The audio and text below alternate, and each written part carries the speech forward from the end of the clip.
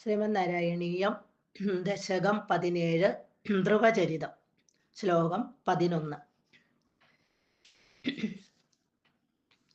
അഗജാനന പത്മാർക്കം ഗജാനനമഹർനിശം അനേകദം തം ഭക്താനാം ഏകദന്തമുപാസ്മഹേ. സരസ്വതി നമസ്തുഭ്യം വരദേ ജ്ഞാനരൂപിണി വിദ്യാരംഭം കരിഷ്യാമി സിദ്ധിർഭവതു മേ സദാ. ഗുരുർബ്രഹ്മ ഗുരുർവിഷ്ണുർഗുരുർദേവോ മഹേശ്വര ഗുരു സാക്ഷാത് പരം ബ്രഹ്മ തസ്മൈ ശ്രീ ഗുരവേ നമഃ. ഓം നമോ ഭഗവതേ വസുദേവായ. അന്തേ ഭവത് പുരുഷനീത വിമാനയാദോ മാത്രാ സമം ധ്രുവപദേ മുദിതോയമസ്തേ. ഏവം സ്വഭൃത്യ ജനപാലനലോലധീസ്ത്വം വാതാലയാധിപ നിരുന്ധി മമാമയൗഖാൻ. കഴിഞ്ഞ ശ്ലോകത്തിൽ നമ്മൾ കണ്ടു, ധ്രുവൻ രാജാവായിട്ട് രാജ്യം ഭരിച്ചുകൊണ്ടിരിക്കുന്ന ആ കാലത്ത് സഹോദരനായ ഉത്തമൻ നായാട്ടിന് പോയി യക്ഷനുമായിട്ട് യുദ്ധത്തിലേർപ്പെട്ടു. യക്ഷനാൽ വധിക്കപ്പെട്ടു. ഇതറിഞ്ഞ ധ്രുവൻ യക്ഷനുമായിട്ട് യുദ്ധത്തിന് ചെന്നു.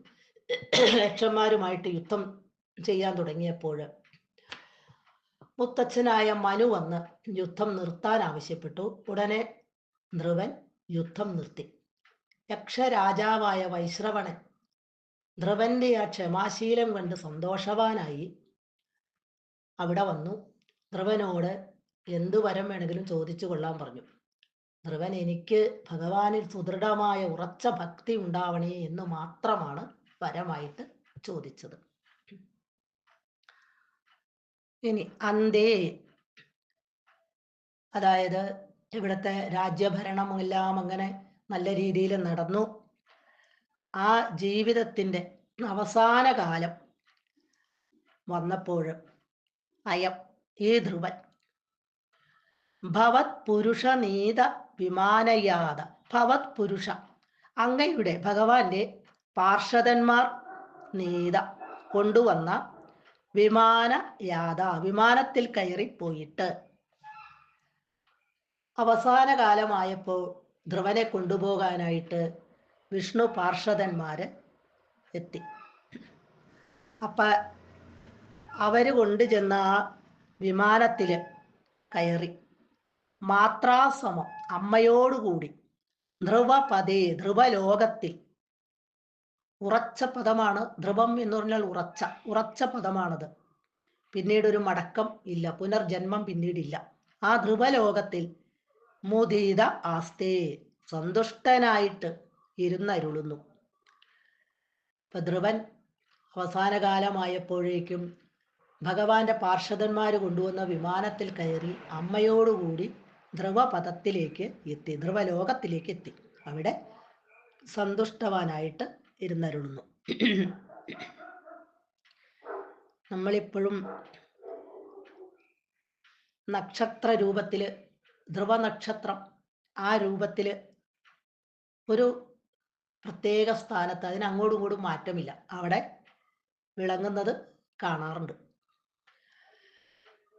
വാതാലയാധിപ, ഗുരുവായൂരപ്പ മേൽപ്പത്തൂര് ഭഗവാനോട് പറയാണ്, ഏവം, ഇപ്രകാരം, സ്വഭൃത്യജനപാലന ലോലധി, തൻ്റെ ഭക്തജനങ്ങളെ, ഭക്തജനങ്ങളെ പാലനലോലധി, പാലന സംരക്ഷിക്കുന്നതിൽ, ലോലധി, ധി എന്ന് പറഞ്ഞ ബുദ്ധിയാണ്, ഉള്ളാലെ മനസ്സുകൊണ്ട് അത്യന്തം താല്പര്യമുള്ളവനായ ത്വം, അവിടുന്ന്, ഇപ്രകാരം തൻ്റെ ഭക്തജനങ്ങളെ സംരക്ഷിക്കുന്നതിൽ ഉള്ളിൽ അത്യന്തം താല്പര്യമുള്ളവനായ അവിടുന്ന്, മമ, എൻ്റെ, ആമയൗഖാൻ, ആമയം രോഗം, ഔഖം കൂട്ടം, ആമയൗഖാൻ, എൻ്റെ എല്ലാ രോഗങ്ങളെയും നിരുന്ധി, തീർത്ത് തരുമാറാകണമേ എന്ന് ഇവിടെ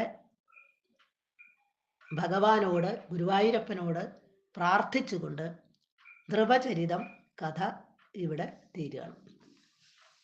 ശ്രീ ഗുരുവായൂരപ്പ ശരണം.